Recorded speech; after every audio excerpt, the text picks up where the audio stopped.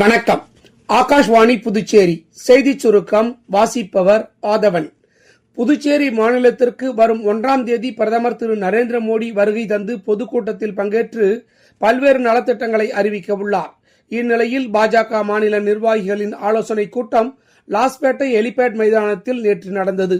கூட்டத்தில் கட்சியின் மாநில தலைவர் திரு ராமலிங்கம் தலைமை தாங்கினார்.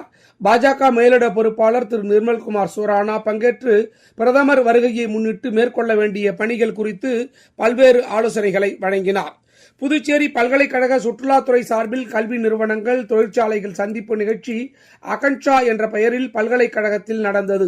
நிகழ்ச்சிக்கு புதுவை பல்கலைக்கழக இயக்குநர் திரு தரணிக்கரசு தலைமை தாங்கினார். பேராசிரியர்கள் Sheri Abraham, CP, Agnes Davidson, சர்வதேச கல்வி நிறுவனங்களின் பிரதிநிதிகள், பல்கலைக்கழக மாணவர்கள் உள்ளிட்ட பலரும் கலந்து கொண்டனர். நிறைவு விழாவில் பங்கேற்ற துணைவேந்தர் திரு பிரகாஷ் பாபு, அடுத்த கல்வி ஆண்டு முதல் விருந்தோம்பல் மேலாண்மை எனும் புதிய முதுகலை படிப்பு தொடங்கப்படும் என்று அறிவித்தார்.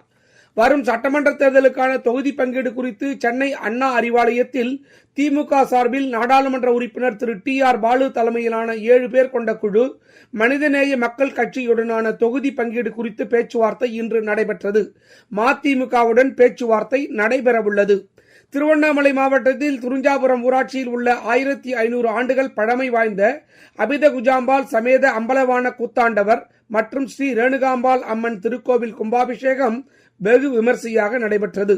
அசாம் மாநிலம் குவஹாத்தியில் கலாச்சார அருங்காட்சியகம் அமைப்பதற்கான கட்டுமான பணிகளுக்கு அம்மாநில முதலமைச்சர் திரு ஹிமந்த பிஸ்வா சர்மா நேற்று அடிக்கல் நாட்டினார்.